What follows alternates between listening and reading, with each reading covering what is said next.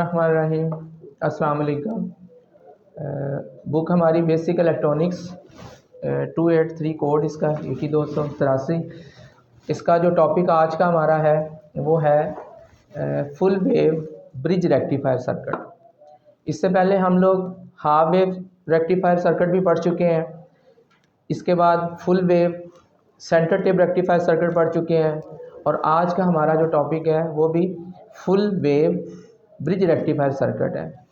Bridge rectifier circuit, इसमें हमारे 4 diodes यहाँ पे नज़र आ रहे हैं आपको, D1, D2, D3 और D4।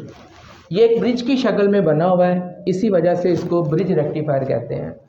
इससे पहले आपने हाफ वेव रेक्टिफायर पढ़ा, उसमें एक डायोड का इस्तेमाल किया गया था। इसके बाद हमने फुल वेव रेक्टिफायर सर्किट पढ़ा। फुल वेव रेक्टिफायर सर्किट में उसकी 2 टाइप्स थी। एक था full wave centre tap rectifier जो हमने लास्ट टाइम पढ़ा, उसमें 2 डायोड का इस्तेमाल किया गया था, D1 और D2 का। और आज जो हमारा टॉपिक है वो है full wave bridge rectifier circuit, जिसमें 4 डायोड का इस्तेमाल किया गया है। इसी वजह से ये एक ब्रिज की शक्ल आपको नज़र आ रही है, जिसकी वजह से इसको ब्रिज रेक्टिफायर सर्किट कहते हैं। इसका काम भी यही है कि इसने जो AC इनपुट है, AC पल्स है, वो पूरी पल्स को आउटपुट पे शो करेगा।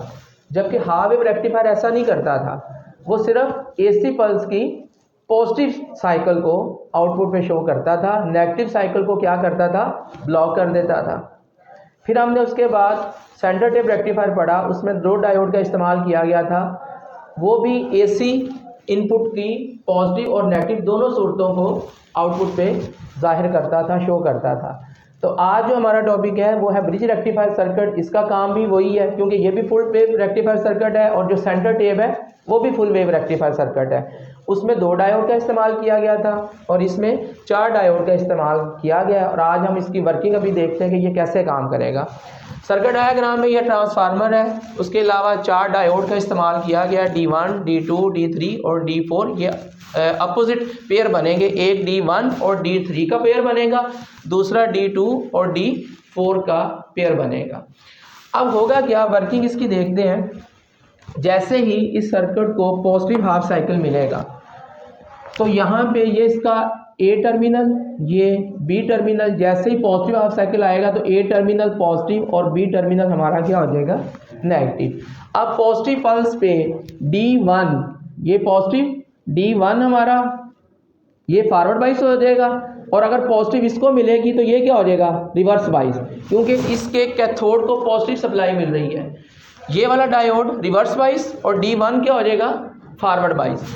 पॉजिटिव यहाँ से होते हुए इसको भी रिवर्स बाइस करेगी पल्स, ये पॉजिटिव साइन इधर भी आएगा तो ये भी रिवर्स बाइस। D4 और D2 ये 2 डायोड हमारे क्या हो जाएंगे, रिवर्स बाइस। अब पॉजिटिव जो पल्स वो यहाँ से लोड से होते हुए D3 को, ये D3 हमारा ये भी फॉरवर्ड बाइस हो जाएगा, ये पॉजिटिव पल्स इसको भी मिलेगी और D3 भी क्या हुआ, फॉरवर्ड बाइस, और ये इस रास्ते से होती हुई वापस B पॉइंट पे आ जाएगी।